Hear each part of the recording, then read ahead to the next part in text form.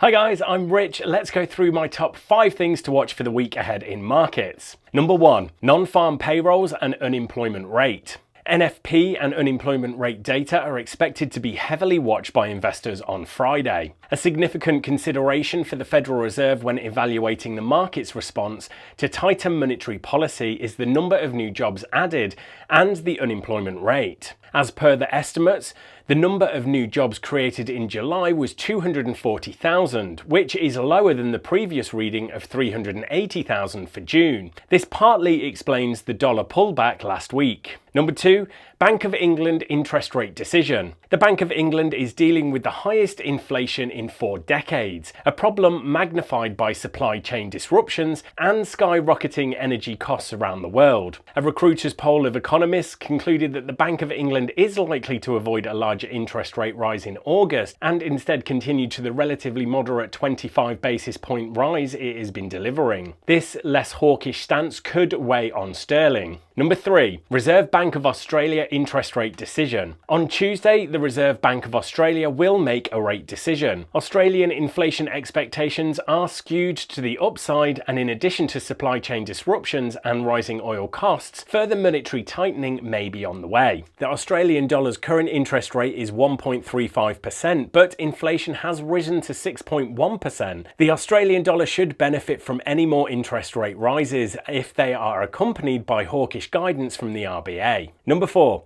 US companies continue Q2 earnings season. The US stock market's results season is always a big deal for investors. This week, expect big news from companies such as PayPal Holdings, Airbnb, Moderna, eBay, and many more. Investors may refocus their investment decisions on earnings and quarterly results after a stretch of worrying about the economy and the risk of recession, which has left sentiment in the stock market insecure. Number 5, EUROzone unemployment data for June. Away from central banks and NFP, another data highlight this week is EUROzone unemployment. Expectations for June suggest an unemployment rate of roughly 6.7%, a small uptick from the previous month's reading of 6.6%. You can of course click on the link in the description below to see the full economic calendar with the previous month's data and the consensus expectation for this time. But for now, thanks everyone, good luck trading this week, and remember to smash that like button and hit subscribe so you don't miss more content like this when it's released.